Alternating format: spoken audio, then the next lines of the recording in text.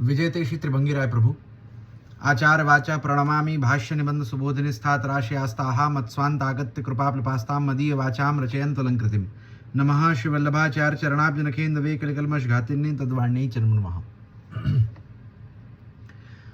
बाल बोध के अंतर्गत श्री देवकी नंदन चरण की अपन टीका देख रहे थे। वहाँ में जो है वो 14वें श्लोक पर्यंत अपन ने देखो हतो। अब आगे जो है वो 1.5 श्लोक आवेंगे, 15वां और 16वां को आधो। किंच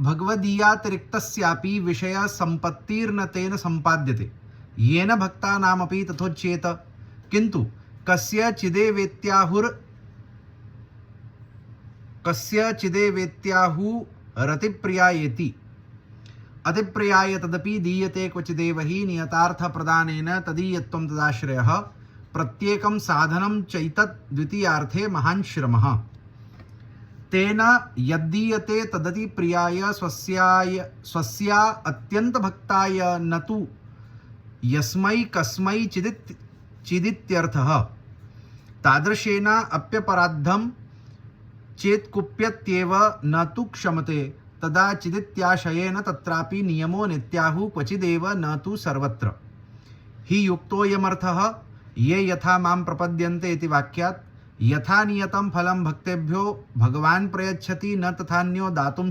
शक्नुयात् अनीश्वरत्वादिति अतएव अकामः सर्वकामो वा मोक्षकाम उदारधिः तीव्रेण भक्ति योगेन यजेत पुरुषं परमिति सार्वकामिकं भगवत भजनमेवोक्तम्। और यह बात भी है कि भगवदियों की बात तो खैर दूर रही, परंतु जब शिव अन्य सभी को भी विषय संपत्ति नहीं देते अपितु किसी अति प्रिय को ही देते हैं, तो फिर भगवदियों को शिव का भजन करने की बात का उपदेश कैसे दिया जा सकता है। यह बात बताने के लिए आप श्री अति प्रियाया इत्यादि शब्दों से कह रहे हैं। तो यासु पहले के श्लोक में अपन ने ये देखे हो तो कि जहां ये कहे हो तो कि शिव जो है सो भोग को दान करे हैं और भगवदीय जो होवे हैं, जो पुष्टि मार्गीय वैष्णव हैं, इनको जो है वो भगवत सेवा के ताई जो है वो धन संपत्ति आदि की आवश्यकता तो हो ही है। तो ऐसे में शिव को भजन करना चाहिए। शिव के भजन सु जो है वो भोग की प्राप्ति होएगी और वह भोग सु पाछे जो है वो सेवा होएगी। तो वाक्य समाधान में अपने को ये समझायो हो कि सबसे पहली बात तो जो भगवदीय होवे है, जो भक्त होवे है, तो भक्त जो है वो अपने स्वामी सु कछु कामना नहीं रखे है तो पाछे कोई और सु कछु मांगनो तो बहुत दूर की बात भाई। काहे कि भक्ति को मूल जो है सो तो निष्कामता ही है कि जहाँ अपने स्वामी सो अपन कछु नहीं मांगे। भाई अपने स्वामी सु अपन या प्रकार की भावना रखें कि भाई स्वामी जो है वो अपने सेवक को अच्छो ही विचारेगो। सो स्वामी अपने ताई जो कछु विचारेगो सो विचारेगो, अपने को स्वामी सु मांगवे को कहा कार्य।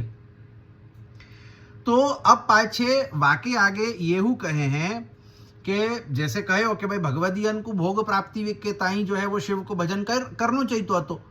तो वामे पाछे आगे ये कहे हैं कि भगवदियन की बात तो दूर रही, परंतु अन्यन को हूँ कहीं कि सबसे पहले तो भगवदियन को तो कही दियो कि जब भगवदीय जो है सो अपने ही स्वामी सु नहीं मांगे तो कछु कोई और सु कछु मांगनो तो होवे ही नहीं है। परंतु अगर अपन अन्यन के विषय में देखें कि अन्य कोई जीव जब शिव को भजे है और उनसु भोग को प्राप्त करे है, सो तहाहू अपने को देखनो पड़ेगो कि हर कोई को शिव जो है वो भोग नहीं देवे है। शिव भोग केवल वाही को देवे है जो उनको अति प्रिय होएगो। तो भाई शिवसु भोग तो कोई साधारण व्यक्ति को हु नहीं मिले है, तो पाछे भगवदियन की बात कहां करनी। जो शिव को अति प्रिय होएगो वाही को शिव जो है वो भोग इत्यादि प्रदान करेंगे। तो यही बात को जो है वो विस्तार पूर्वक आगे से आचार्य चरण अपने को कहे हैं। तो आप श्री यह आज्ञा कर रहे हैं कि शिव यदि किसी को भोग देते भी हैं तो अपने किसी अत्यंत प्रिय भक्त को ही देते हैं, जिस किसी को नहीं। यह अर्थ है। क्या कहे हैं कि शिव भोग देवे हैं, विष्णु मोक्ष देवे हैं, बराबर बात है, परंतु ऐरे गहरे नथु खेरे को नहीं कि कोई हु उठ के आयो और वाको जो है वो भोग दे दियो, कोई हु उठ के आयो और वाको मोक्ष दे दियो। कोई जो शिव को अति प्रिय होएगो, कोई जो शिव को अत्यंत प्रिय भक्त होएगो, शिव वाको भोग देवेंगे। वाही प्रकार सु कोई विष्णु को अति प्रिय भक्त होए को विष्णु वाको मोक्ष देवेंगे। ऐसो नहीं कि विष्णु मोक्ष देवे, शिव भोग देवे हैं तो कोई को दे दें। और यदि ऐसा अति प्रिय भक्त भी यदि कोई अपराध कर बैठे तो वे उस पर कुपित भी होते हैं, उसे कभी क्षमा नहीं करते।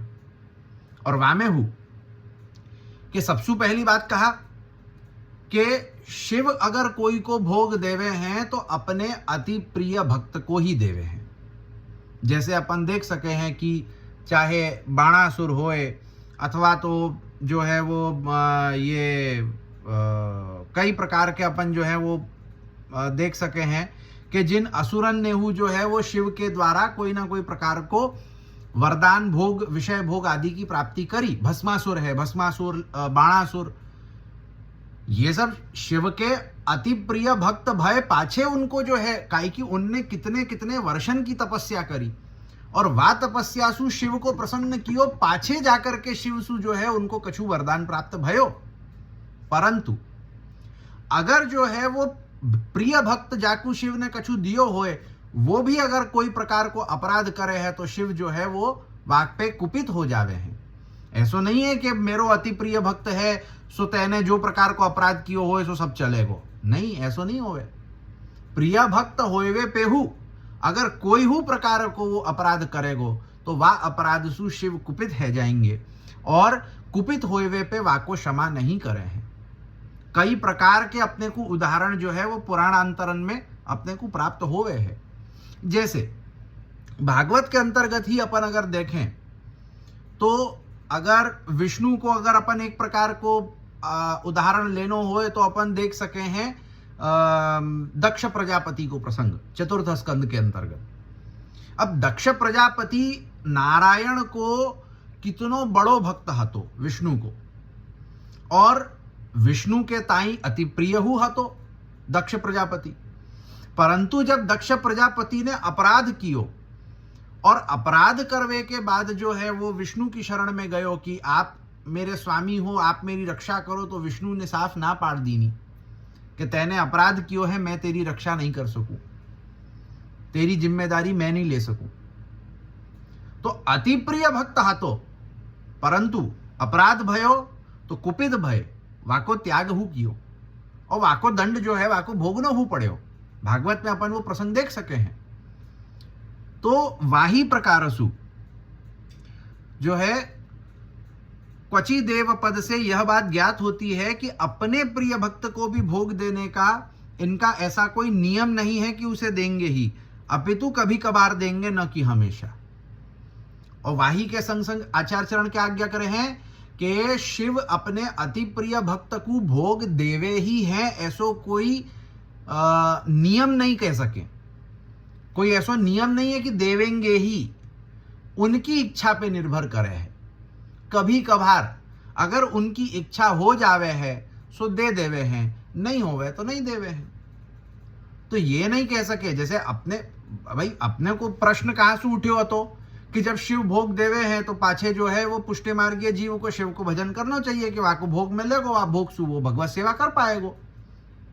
तो वही यहां कह रहे हैं कि सबसे पहली बात तो शिव भोग केवल वाही को देवे हैं जो उनको अति प्रिय भक्त होवे।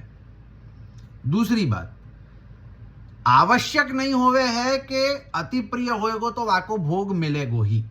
अगर शिव की इच्छा हो गई कि आको भोग नहीं देनो है तो नहीं देनो है, पाछे भले वो अति प्रिय होए। ही इस अर्थ को युक्त बताने के लिए प्रयोग किया है, जैसा कि जो जिस भाव से मेरे शरणागत होता है मैं उसी भाव से उसको प्राप्त होता हूं, भगवत गीता 4:11। इस वाक्य में भी बताया गया है कि जिस भाव से प्रभु भजन करेंगे प्रभु भी उसी भाव से प्राप्त होंगे। यानी भगवदीयता रखेंगे तो प्रभु कृपा करेंगे और अपराध करेंगे तो कुपित होंगे। तो गीता में स्पष्ट रूप से भगवद आज्ञा भई है कि जा भाव सु जा प्रकार सु अपन भगवान को भजेंगे, भगवान वाही प्रकार सु अपने को प्राप्त होंगे। अपन जो है वो भगवदीयता को रखेंगे तो भगवान अपने ऊपर कृपा करेंगे। भगवदीयता रखनो माने कि भगवान की भगवत भक्ति, भगवदीयता जो अपने एक प्रकार से जो परम भगवदीय वाली भगवदीयता को यहाँ बात नहीं होवे है। यहाँ भगवदीयता को अर्थ का होवे है कि भगवान को होनो, कि मैं भगवान को हूं, ये मानो माने भगवदीयता, कि मैं भगवान को हूं। तो जो कछु भगवान को होएगो वो वाको अपन भगवदीय कहेंगे। अब यहाँ में कि जा प्रकार सु सर्व समर्पण के अंतर्गत अब समझे कि मेरो ये घर जो है ये भगवान को है, कि भाई मैंने ये घर को समर्पण भगवान को कियो है, और या के विनियोग के ताई जो है वो भगवान को अपने घर पधरा करके, अपने माथे पधरा करके उनकी जो है वो सेवा पहुंचूं।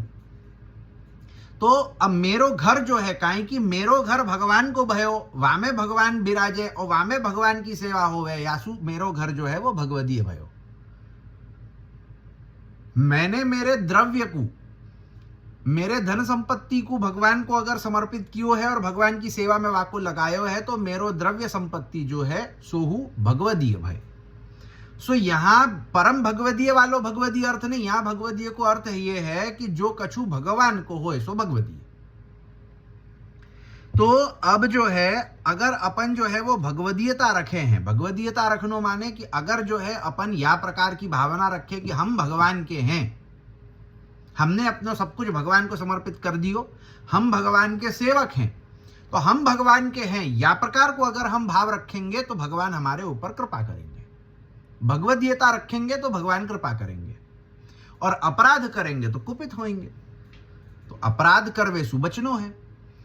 जैसे आजकल एक पुष्टि मार्ग में एक प्रचलन चल गयो है कि नहीं नहीं पुष्टि मार्गियन को तू सब कछु चल जावे, लीला के जी में कछु हु करे, उनको कछु वैदिक को पालन नहीं करनो, उनको कछु श्राद्ध आदि नहीं करनो, कुछ कछु नहीं करनो उनको, तो उन लोगों को कोई प्रकार को अपराध नहीं लगे।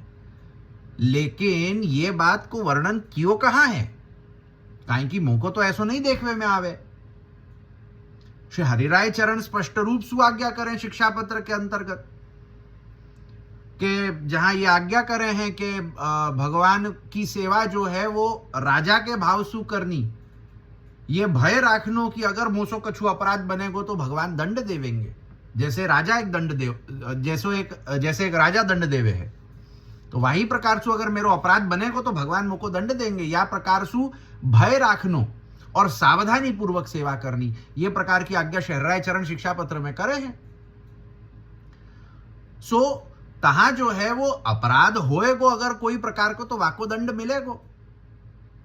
वही प्रकार सु अपन जो है जितनों मुंह को ध्यान है, आगे वैसे अपन जब षोडश ग्रंथ की श्रृंखला में आगे अपन नवरत्न पे पहुंचेंगे तो मुंह को जितनों स्मरण आ रहे हैं, हो सके है कि मैं कहीं गलत भी हो सकूं, परंतु जितनों मुंह को स्मरण आ रहे हैं, नवरत्न में श्री हरिराय चरण की टीका में हरिराय चरण आप आज्ञा करे हैं कि जा प्रकार सु कोई प्रकार को वर्णाश्रम धर्म को कोई प्रकार को नियम अगर अपने लिए शास्त्र ने निर्देश कियो है कि अपने को सूतक पालना चाहिए, पातक पालना चाहिए इत्यादि, कोई प्रकार को अगर आज्ञा, कोई प्रकार की आज्ञा करी है, और अगर अपन वाको नहीं पाले तो वाको अपराध हु भोगनो पड़े है। भगवत प्राप्ति में अपने को जो है वो कोई प्रकार माने कि भगवत प्राप्ति से अपन वंचित रह जाएंगे, ऐसो कछु नहीं होएगो, परंतु जो है जो अपराध कियो है वह अपराध को भोगवे के पाछे ही भगवत प्राप्ति होएगी। तो अपराध तो भोगना पड़ेगो ही, अपराध को दंड तो मिलेगो ही। तो ये बात अपने को ध्यान रखनी है। परंतु जिस प्रकार निश्चित रूप से फल अपने भक्तों को भगवान पुरुषोत्तम देते हैं, उस प्रकार से अन्य देवता नहीं दे सकते, क्योंकि देवता ईश्वर नहीं है। तो वही बात यहां कहे कि भाई अपराध करेंगे तो अपने पे भगवान कुपित होएंगे, अपने को भगवान दंड देवेंगे। परंतु भगवान ऐसे हैं कि जब उनने कोई फल देवे को निश्चय कर लियो, तो भले अपने से कोई अपराध है जाए, वह अपराध को भगवान भोगवा देवे हैं, परंतु वो फलदान तो करे है, फलदान कैंसल नहीं होवे। ऐसा नहीं कि कछु अपराध बन गयो तो भगवान ने कह दियो कि ना मैं याको फल नहीं दूंगा, याने अपराध कियो।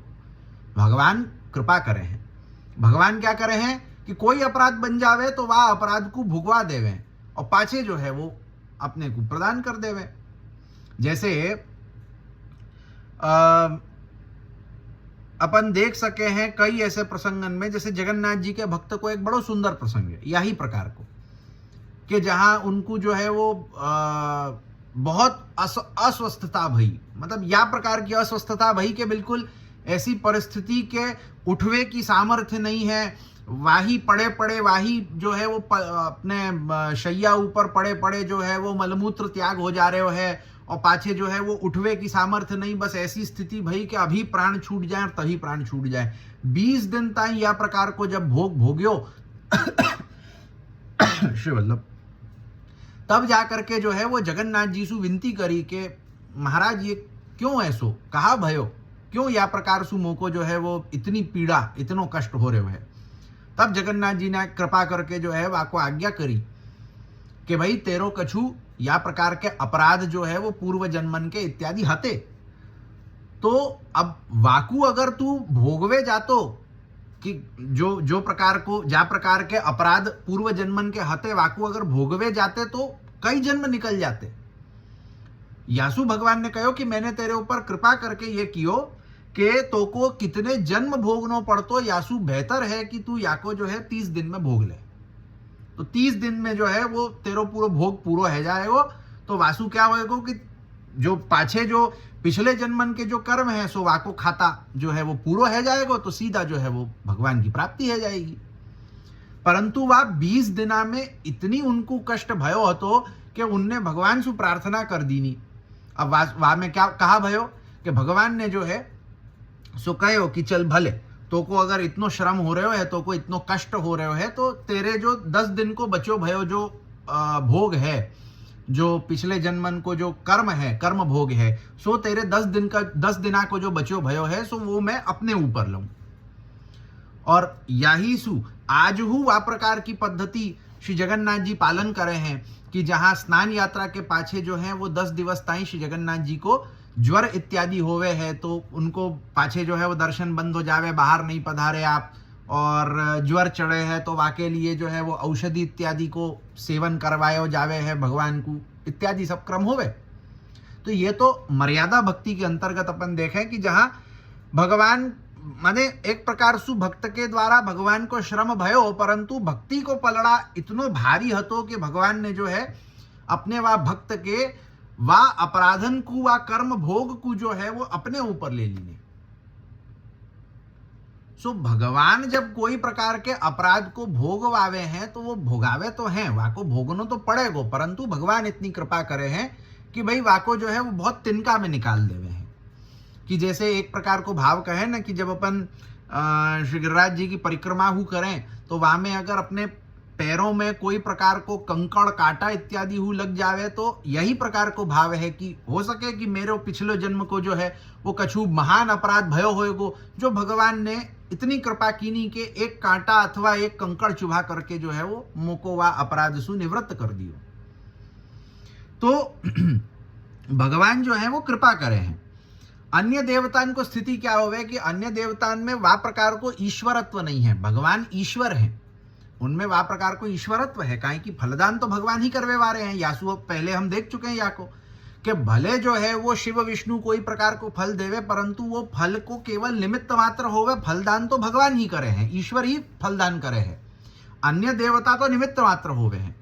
तो अन्य देवता काहे की निमित्त मात्र बने हैं। यासु अगर अन्य देवता कोई अपराध के कारण सु अगर कुपित हो जावे तो पाछे फलदान नहीं करे, परंतु भगवान अगर कोई फल देवे को निश्चय करे हैं तो कोई भी प्रकार को अपराध हो जावे, वह अपराध को कोई ना कोई तरीके से भगवान निवृत्त करके और पाछे फलदान करेंगे ही। इसी कारण भगवान के लिए अकामः सर्व कामो वा, भागवत 2:3-10 यह वाक्य कहा गया है। ननु शिवस्यार्थ दातृत्वं नियतम अनियतम वा भवतु ततोत्र किमागतमित्यत आहु नियतार्थ प्रदानेनेति नियतम चेदर्थ प्रदानं तस्योच्येत तदा भगवदीया नामप्यर्थस्य तदीयत्वं तत्संपादितत्वं स्यात् बहिर्वैलक्षण्या प्रतीतेः। यहां किसी को प्रश्न यह होता है कि शिव निश्चित रूप से फल दें या अनिश्चित रूप से, यानी भक्तों के लिए अर्थ पूर्ति निश्चित रूप से करें या अनिश्चित रूप से, आखिर इस बात से आचार्य चरण हमें समझाना क्या चाह रहे हैं। तो आप श्री नियतार्थ प्रदानेन इत्यादि शब्दों से बता रहे। तो अब इतनो सब कछु जो अपन ने यहां ताई देखो, वाके बाद पाछे फिर ही एक प्रश्न आवे कि शिव अपने भक्तन को कोई प्रकार को फल देवे हैं निश्चित रूप सु अथवा नहीं देवे हैं अनिश्चित रूप सु वासु हमको का करनो। श्री आचार्य चरण अपने को ये सब बातन को काहे समझावे हैं? क्या ऐसो कारण है कि आचार्य चरण अपने को समझावे हैं कि शिव जो है वो अपने भक्तन को फलदान केवल तभी करे जब वो अति प्रिय होवे हैं, और पाछे वामे हूँ कोई गारंटी नहीं होवे कि अति प्रिय है तो वाको फलदान करेंगे ही। तो निश्चित रूप सु करें अथवा अनिश्चित रूप सु करें, वासु अपने को कहा, अपन को वामे सु क्या समझनो है? तो कहे हैं कि इससे आप श्री का कहने का तात्पर्य यह है कि यदि ये कह दिया जाए कि शिव निश्चित रूप से सभी को फल देते ही हैं, तब तो फिर सिद्ध ये हो जाएगा कि भगवदियों को भी फल शिव ही देते हैं। क्योंकि भक्त को जब फल प्राप्ति होगी तो बाहरी तौर पर यह पता तो नहीं चल पाएगा कि फल भगवान पुरुषोत्तम दे रहे हैं या शिव। क्या कहे हैं कि अगर जो है श्री आचार्य चरण अपने को या बात की स्पष्टता नहीं करे हैं कि शिव निश्चित रूप से फल देवे हैं अथवा अनिश्चित रूप से, तो क्या होएगो कि भगवदीय ये सोचेंगे कि भाई हमको हूं अगर शिव ने फल दियो होएगो। कहीं कि जब शिव निश्चित रूप से फल देवे हैं, अगर या प्रकार सु कह देवे अथवा तो अगर या को जो है वो स्पष्टीकरण नहीं करें कि निश्चित है अथवा अनिश्चित है, तो क्या होएगो कि भगवदीय ये विचार करेगो कि भगवदीय को अगर कोई प्रकार को फल मिल रहे है तो वो शिव ने दियो होएगो। कहीं कि जब भक्त को कोई प्रकार की फल प्राप्ति होवे है तो वाको थोड़ी ना खबर है कि फल देवे वारो कौन है। जैसे अभी मैं यहां बैठे हूं, अब मोको यहाँ जो है वो कछु प्रकार को फल भगवान ने दे दियो, तो अब मोको कैसे पता चलेगा कि भगवान ने दियो कि शिव ने दियो कि कौन ने दियो? मोको कैसे खबर पड़ेगी? तो यही लिए महाप्रभु जी ने अपने को स्पष्टता करी है कि भाई शिव जो फल दे रहे है वा फल में कोई प्रकार की निश्चितता नहीं होवे, वो अनिश्चित रूप होवे है कि अगर जो है उनको लगे कि देनो है सो देंगे, नहीं लगे सो नहीं देवेंगे, वहां में कोई निश्चित बात नहीं होवे।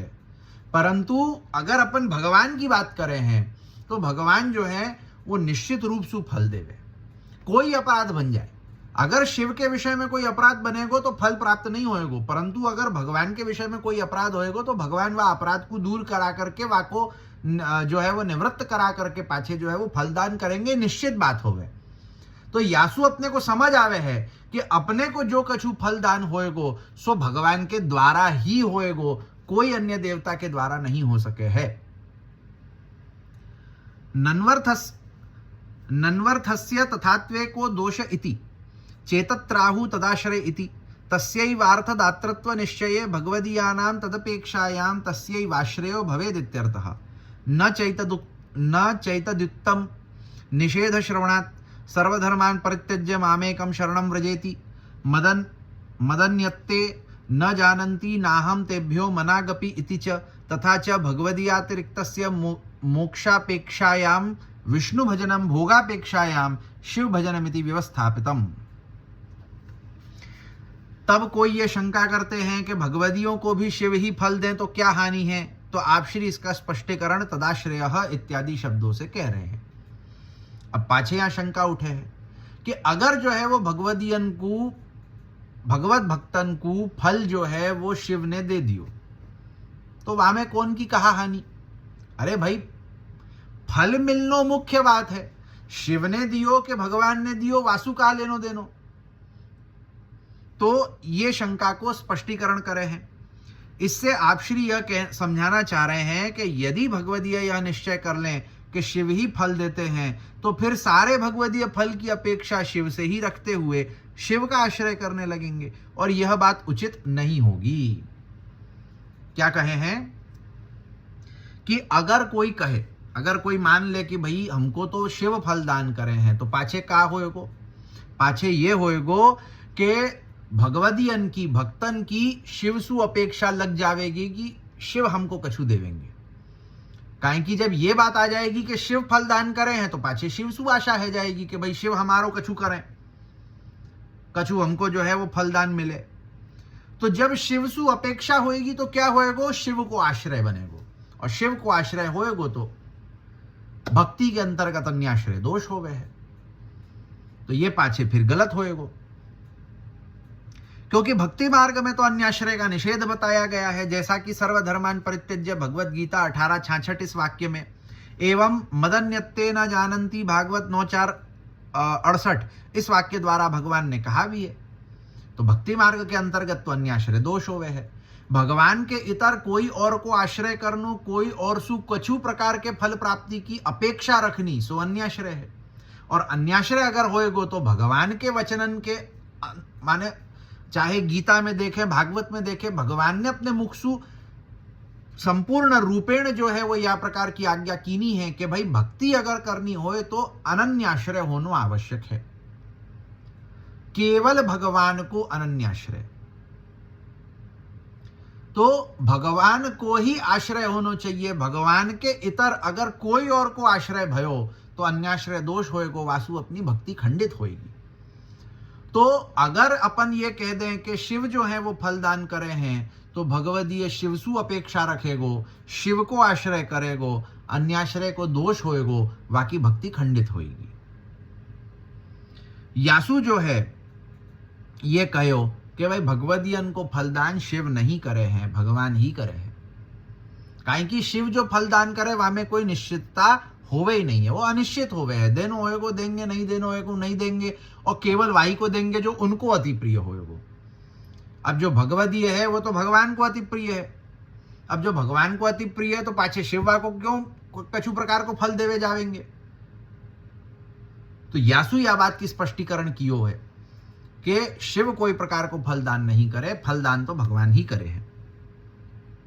इन समस्त विवेचनों का अर्थ यह हुआ कि भगवदियों के अतिरिक्त अन्य भक्तों को यदि मोक्ष की अपेक्षा हो तो विष्णु का भजन करे, भोग की कामना हो तो शिव का भजन करे। यह व्यवस्था कही गई कि जो भगवत भक्त हैं, जो पुष्टिमार्गीय वैष्णव हैं, अथवा जो भगवत भक्त हैं, जो भगवान की भक्ति करे हैं, परब्रह्म भगवान की भक्ति करे हैं, उनको कोई हो प्रकार सु न शिव को भजन करनो है न विष्णु को भजन करनो है।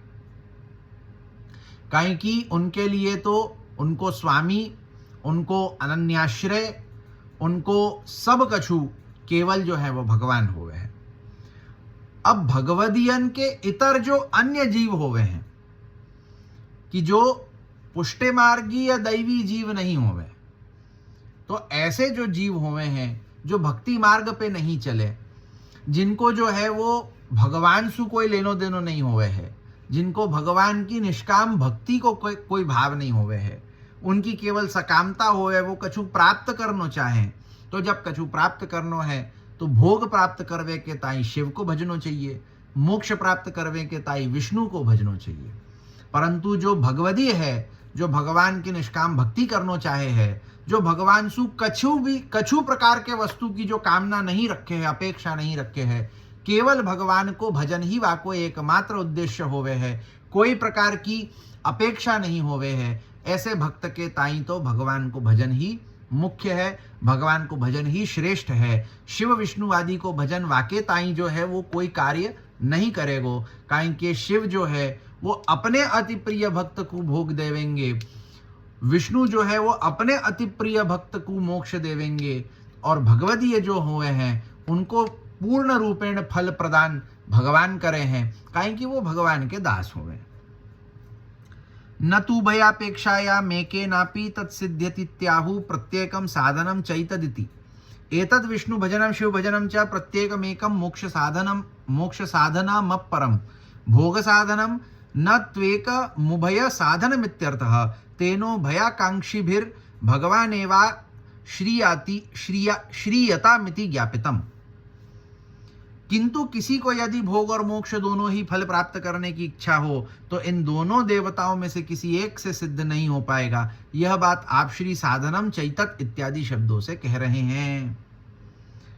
क्या कहे हैं कि कोई ऐसो जीव जाको ऐसी इच्छा होए कि हमको भोग हु प्राप्त करनो है, मोक्ष हु प्राप्त करनो है, तो वाके ताई अगर वो कोई एक देवता को पकड़े है कि मैं विष्णु को पकड़ूंगा तो उन सुमो को भोग और मोक्ष दोनों मिलेगो, अथवा तो मैं शिव को पकड़ूंगा तो उन सुमो को भोग और मोक्ष दोनों मिलेगो, तो यह प्रकार सुसंभव नहीं है। एक देवता दोनों प्रकार को फलदान नहीं करे है। विष्णु के भजन सु मोक्ष एवं भोग दोनों नहीं मिल सके हैं, केवल मोक्ष ही मिलेगो। शिव के भजन सु भोग एवं मोक्ष दोनों नहीं मिल सके हैं, केवल भोग ही मिलेगो। इससे आप श्री का तात्पर्य यह है कि विष्णु भजन और शिव भजन में से एक मोक्ष प्राप्ति का साधन है और दूसरा भोग प्राप्ति का साधन।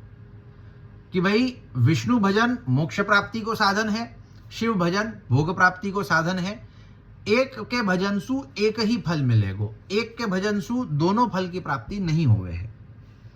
इनमें से केवल एक का ही भजन करना दोनों फल प्राप्त करने का साधन नहीं है। यह अर्थ है कि दोनों में से कोई एक को भजन करके दोनों प्रकार के फल की प्राप्ति करनी ये असंभव होवे है, ये शक्य नहीं होवे है। विष्णु के भजन सु केवल मोक्ष रूपी एक फल ही मिलेगो, शिव के भजन सु केवल भोग रूपी एक फल ही मिलेगो। कोई एक के भजन सु दोनों फल की प्राप्ति अशक्य है, नहीं होवे है। इसलिए जिसे दोनों फल प्राप्त करने की इच्छा हो उसे तो भगवान का ही आश्रय करना चाहिए, यह बताया जा रहा है। तो यासु अपन समझ सके कि कोई को अगर दोनों प्रकार के फल प्राप्ति करनी होए, कि वाको भोग की प्राप्ति हु करनी होए, मोक्ष की प्राप्ति हु करनी होए, तो वाको भगवान को ही भजन करना पड़ेगो। काहे कि एक भगवान में ही यह प्रकार की सामर्थ्य है। काहे कि भगवान जो है वो सब कछु देवे वारे हैं, पर ब्रह्म है। अरे अन्य देवता इनके द्वारा मिलतो भयो फल हु जो है वो देखियो जाए तो भगवान ही देवे हैं। तो ऐसे में अगर कोई को भोग एवं मोक्ष दोनों प्रकार के फलन की प्राप्ति करनी होए तो उनको भगवान को ही भजनो पड़ेगो।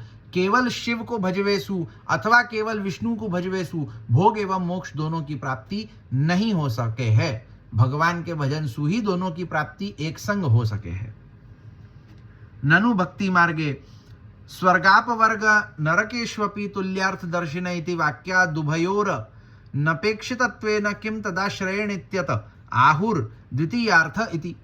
एको लौकिको मोक्ष चतुर्धा पूर्वमुक्तो द्वितीयस्त्व लौकिको भक्ति मार्गीयः तदर्थम यह श्रमः तन्मार्गीय साधना चरण लक्षणः स महान् पूर्वोक्तापेक्षया साधनतः फलतः स्वरूपतश्चाप्युत्कृष्ट इत्यर्थः। इदमत्र आकूतं विष्णोः सात्विकत्वात् तत्र लयः सात्विको मोक्षः यत्र फलस्य सदोषत्वं तत्र साधनं सुतरां तादृशमेव। भक्ति मार्गे तु निर्दोषपूर्ण गुण विग्रह श्रीकृष्णः फलं साधनं च तन्निष्ठं निरूपधि प्रेम तच्च मन्निष्ठं निर्गुणं स्मृतमिति वाक्यात् तादृशमेव। किंतु यहाँ एक शंका यह होती है कि स्वर्गापवर्ग नरकेष्वपि भागवत 6:17-28 इस वाक्यानुसार भक्ति मार्ग में तो भोग और मोक्ष दोनों फल अपेक्षित नहीं होते, फिर भक्ति मार्ग को इन फलों के लिए भगवान का भी आश्रय करने की क्या आवश्यकता। यदि ऐसी शंका होती हो तो आचार्य चरण द्वितीयार्थे महान श्रमः इत्यादि शब्दों से कह रहे हैं। अब पाछे यहां शंका और एक आवे है कि यासु पहले अपन ने देखियो, सबसे पहले अपन ने यह देखियो जो यासु पहले के श्लोकन में अपन ने देखियो तो कि भगवदीय जो होवे, जो भगवत भक्त होवे है वाको तो ना भोग की अपेक्षा होवे ना मोक्ष की अपेक्षा होवे। तो पाछे अभी ऐसो क्यों कहो कि जाको भोग एवं मोक्ष दोनों की प्राप्ति करनी हो तो भगवान को भजन करनो। अरे भाई भगवान की भक्ति तो निष्काम कही गई है, तो पाछे फिर ये बात कैसे कह दियो कि अगर कोई को ये फल प्राप्त करनो होए तो। काहे कि जब भगवदीय को वाकी वा फलन की इच्छा ही नहीं होवे तो पाछे वो वा फलन की प्राप्ति के ताई भगवान को आश्रय क्यों करे, तो ये शंका होवे। तो वह शंका को समाधान करे हैं कि इससे आप श्री यह बताना चाह रहे हैं कि पहले यह बताया गया था कि लौकिक मोक्ष 4 प्रकार का होता है, किंतु अब द्वितीयार्थे शब्द से आप श्री दूसरे प्रकार के मोक्ष यानी अलौकिक मोक्ष के बारे में कह रहे हैं, यानी पुष्टि भक्ति मार्गीय मोक्ष के विषय में बता रहे हैं, जिसको प्राप्त करने के लिए पुष्टि भक्ति मार्गीय को अवश्य प्रयत्न करना चाहिए और श्री कृष्ण का आश्रय करना चाहिए। क्या कहे हैं कि यासु पहले जो अपनी चर्चा भई हती सो लौकिक मोक्ष के अंतर्गत भई हती कि लौकिक मोक्ष की चाहना एक पुष्टि मार्गीय जीव को नहीं होवे है, पुष्टि मार्गीय भक्त को नहीं होवे है। परंतु अब द्वितीयार्थे दूसरों जो प्रकार कहे हैं कि पुष्टि मार्गीय मोक्ष, एक भयो लौकिक मोक्ष, एक भयो अलौकिक मोक्ष। तो लौकिक मोक्ष की चर्चा के अंतर्गत अपन ने देखियो कि अपने को न भोग की इच्छा होवे न मोक्ष की इच्छा होवे, काहे कि लौकिक भोग एवं लौकिक मोक्ष दोनों की कामना एक पुष्टि मार्गीय जीव को नहीं होवे है। परंतु अब अपन बात कर रहे हैं अलौकिक मोक्ष की, पुष्टि मार्गीय मोक्ष की, जाको विस्तार पूर्वक अपन चतुश्लोकी के अंतर्गत देखेंगे। चतुश्लोकी में पुष्टि मार्गीय धर्म अर्थ काम मोक्ष या प्रकार से चतुर्विध पुरुषार्थन को वर्णन श्याचार चरणन ने कियो है, तो वाको विस्तार पूर्वक अपन तहां देखेंगे। अभी केवल इतनो अपने को समझ के चलनो है कि अभी यहां जा मोक्ष की बात होवे है कि जा मोक्ष के लिए भगवान को आश्रय करनो कहे हैं, सो वो लौकिक मोक्ष की बात नहीं होवे है। यहां लौकिक मोक्ष की चर्चा नहीं भई है, यहां जो है वो अलौकिक पुष्टि मार्गीय मोक्ष की चर्चा होवे है। और पुष्टि भक्ति मार्गीय जो मोक्ष होवे है, वाके ताई तो पुष्टि मार्गीय जीव को, दैवी जीव को जो है वो प्रयत्न तो करनो ही चाहिए, और वाके ताई भगवान को, श्री कृष्ण को आश्रय करनो ही चाहिए। लौकिक मोक्ष के ताई जो है वो भगवान को आश्रय नहीं करनो है, काहे कि वाकी कामना एक पुष्टि मार्गीय जीव को नहीं होनी चाहिए। परंतु जो पुष्टि मार्गीय अलौकिक मोक्ष होवे है, वाकी प्राप्ति की चाहना एक पुष्टि मार्गीय जीव को होनी चाहिए, और वाकु प्राप्त करवे के ताई वाको जो प्रयत्न करनो पड़े है वो वाको करनो चाहिए, और वाके ताई भगवान को आश्रय वाको करनो चाहिए। इससे आप श्री आज्ञा करते हैं कि द्वितीय अथवा अलौकिक पुष्टि भक्ति मार्गीय मोक्ष प्राप्त करने के लिए जो श्रम किया जाता है, यानी जो पुष्टि भक्ति मार्गीय साधना चरण किया जाता है, वह श्रम महान है। यानी पूर्व में बताए लौकिक मोक्ष की तुलना में साधन के दृष्टिकोण से, फल के दृष्टिकोण से और स्वरूप के दृष्टिकोण से उत्कृष्ट है, यह अर्थ है। तो अब क्या समझाना चाह रहे हैं कि जो ये द्वितीय अलौकिक पुष्टि मार्गीय मोक्ष है, जाकी चर्चा अब अपन करनो प्रारंभ करें हैं। काहे कि लौकिक मोक्ष की चर्चा अब भाई लौकिक मोक्ष की चर्चा के अंतर्गत अपन ने देख लियो कि भाई एक पुष्टि मार्गीय जीव को लौकिक मोक्ष की तो कोई प्रकार से इच्छा नहीं होवे है। लौकिक मोक्ष देवे को कार्य जो है वो विष्णु करे हैं, और तहां वो जो है वो केवल जो अति प्रिय होए को वाही को करे हैं, इत्यादि सब विषय अपन ने देखियो। अब अलौकिक पुष्टि मार्गीय मोक्ष की अगर अपन चर्चा करें, तो अलौकिक पुष्टि मार्गीय मोक्ष के ताई जो है श्याचाचरण अपने को आज्ञा करे हैं कि वाके लिए अपने को प्रयत्न हु करनो है, और वाके लिए अपने को भगवान को आश्रय हु करनो है। और ये जो अलौकिक पुष्टि मार्गीय मोक्ष होवे है, वाके ताई जो अपन श्रम करे हैं, माने वाके ताई जो अपन मेहनत करे हैं कोई प्रकार की, सो वो जो श्रम है, माने वो जो साधना है, भाई पुष्टि मार्गीय मोक्ष को प्राप्त करवे के ताई हूं कोई प्रकार की साधना तो अपने को करनी पड़ेगी ना, कोई साधन करना पड़ेगा, वाइजू अपने को पुष्टि मार्गीय फल मिलेगा। तो वा पुष्टि मार्गीय फल की प्राप्ति के ताई अपन जो श्रम करे हैं, जो साधना करे हैं, सो वाके लिए कहो गयो कि वो जो साधना है, वो जो मेहनत है, वो जो श्रम है, सो महान है। माने कि जैसे यासु पहले जो अपन ने लौकिक मोक्ष की चर्चा करी, तो लौकिक मोक्ष और अलौकिक मोक्ष ये दोनों को अगर अपन जो है वो कंपैरिजन करें, ये दोनों को जो है अगर अपन एक प्रकार से आमने सामने रख करके देखें, तो साधना की दृष्टि से हु पुष्टि मार्गीय मोक्ष की उत्कृष्टता उत्तमता हुए है, फल के दृष्टिकोण से हु पुष्टि मार्गीय माने अलौकिक मोक्ष की जो है वो उत्तमता हुए है, और स्वरूप के दृष्टिकोण से हु पुष्टि मार्गीय अलौकिक मोक्ष की जो है वो उत्तमता होवे है। काहे कि लौकिक मोक्ष प्राप्त करवे के ताई जो साधन करनो पड़ेगो, वामे श्रम अधिक होवे है, पाछे फल वा प्रकार को उत्तम नहीं होवे है, और जो फल मिल रहा है वाको स्वरूप भी कोई बहुत उत्तम नहीं है। अब यहां जो भक्ति मार्गीय मोक्ष होवे, भक्ति मार्गीय मोक्ष के ताई साधना इतनी कठिन नहीं होवे, इतनो श्रम नहीं करनो पड़े, और अगर इतनो श्रम अगर करनो भी पड़े तो भी वामेसु जो मिलवे वारो फल है वो इतनो उत्तम है कि उतनो श्रम करनो जो है वो वाजिब लगे है कि भाई करनो चाहिए। काहे कि जो फल मिल रहे है वाके ताई अगर इतनो सु करनो पड़े, भाई इतनो छोटो सो अगर साधन करके इतनो महान फल मिल रहे है, तो छोटो सो साधन करनो कौन सी बड़ी बात है। वहां में अगर कोई श्रम हो तो भी हो तो होना चाहिए, होने देनो।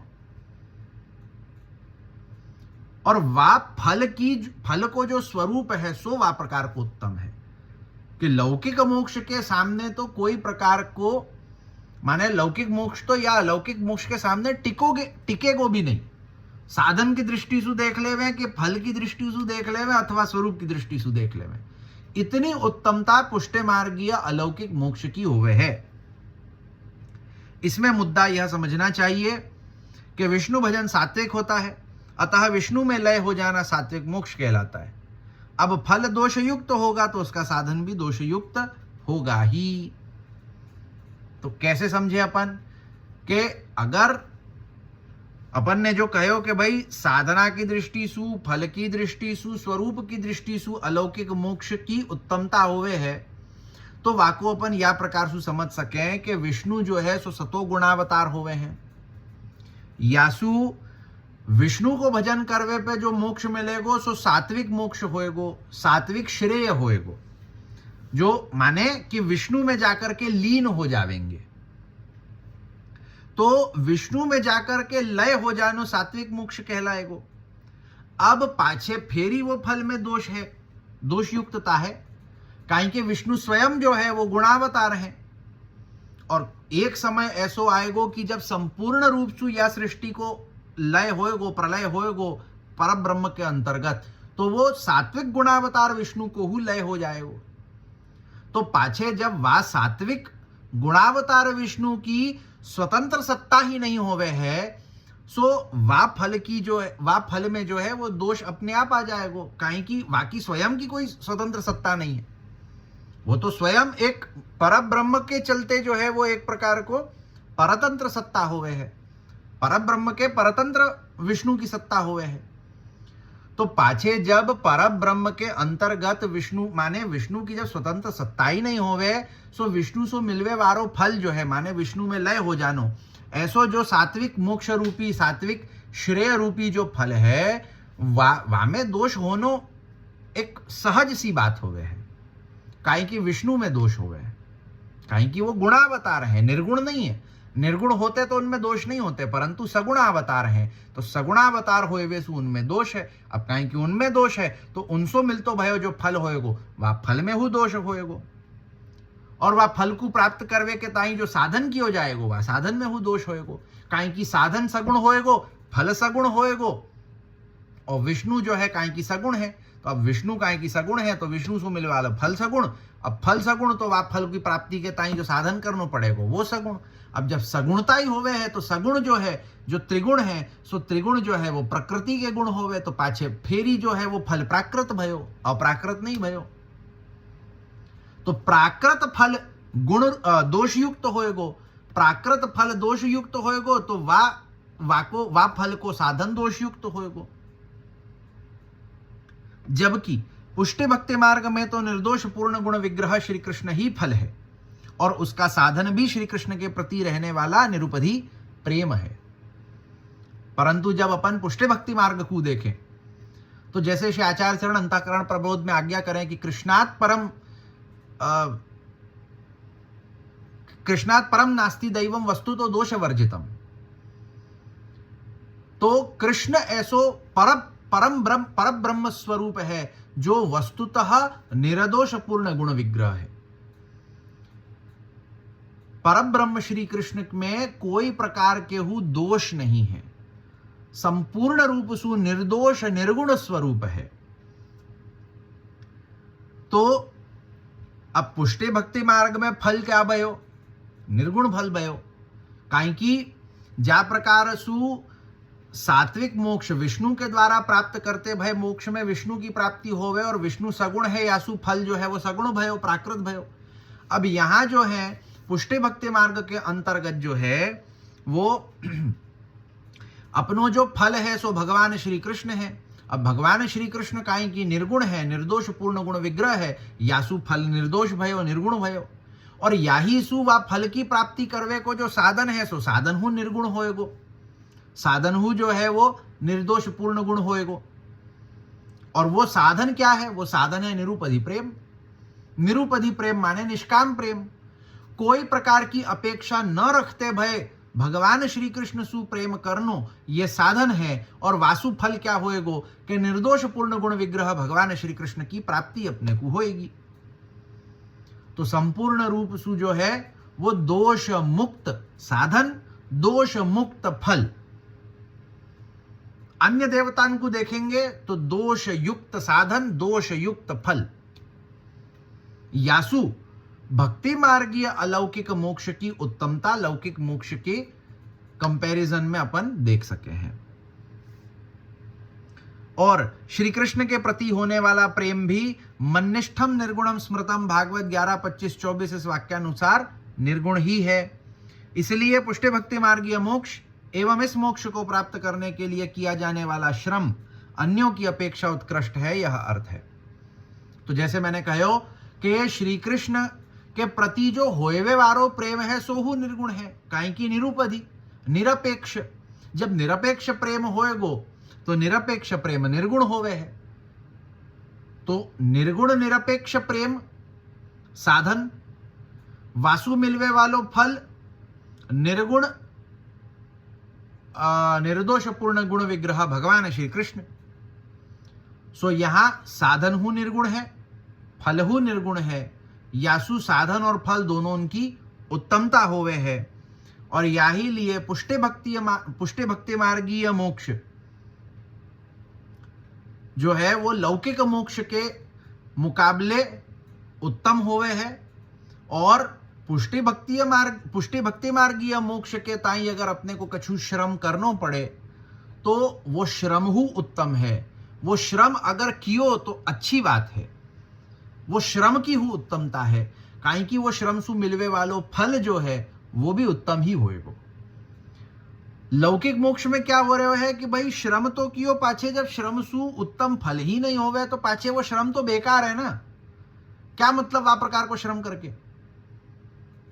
और अलौकिक मोक्ष में जो श्रम कियो वासु फल ऐसो मिल रहा है कि भाई श्रम करनो वसूल है, करनो चाहिए, वो श्रम करो अच्छो है। काई की वासु फल जो मिलेगो वो इतनो उत्तम होएगो कि वो श्रम करने पे लगेगो कि नहीं भाई मेहनत करी अच्छो कियो।